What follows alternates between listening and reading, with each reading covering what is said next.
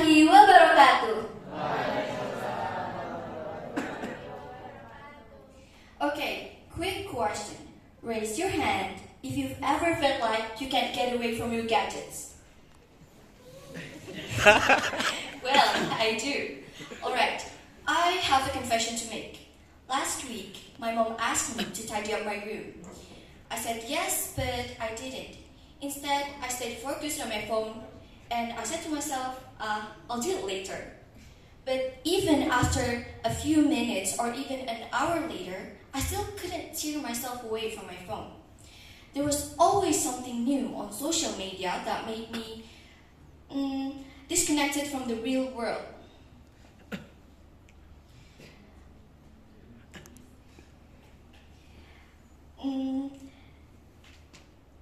And let me tell you something. Whenever I spend too much time online, I always feel exhausted and lazy to do anything afterwards.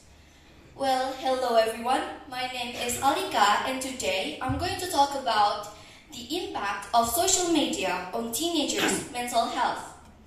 I'm pretty sure many of you already know that the rapid development of the use of technology such as gadgets and social media is something that cannot be avoided by society.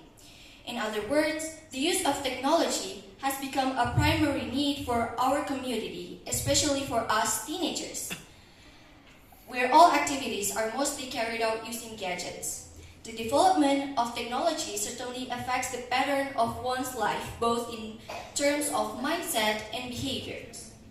As a teenager who loves uploading photos and videos on social media, I'll have to admit that social media could be great.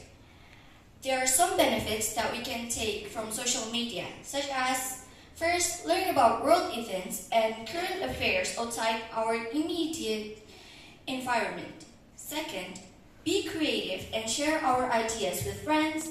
And last, learn about cultural and social ideas and issues. Now, let's talk about the risks that we can get from spending too much time on social media. Teenagers who spend more than 3 hours a day on social media double the risk of mental health problems, including experiencing symptoms of depression and anxiety. This is concerning, as a recent survey showed that teenagers spend an average 3.5 hours a day on social media. Let me just look at the key points again.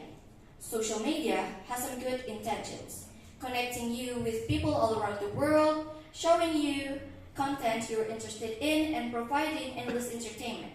But there are also negative consequences to endless scrolling.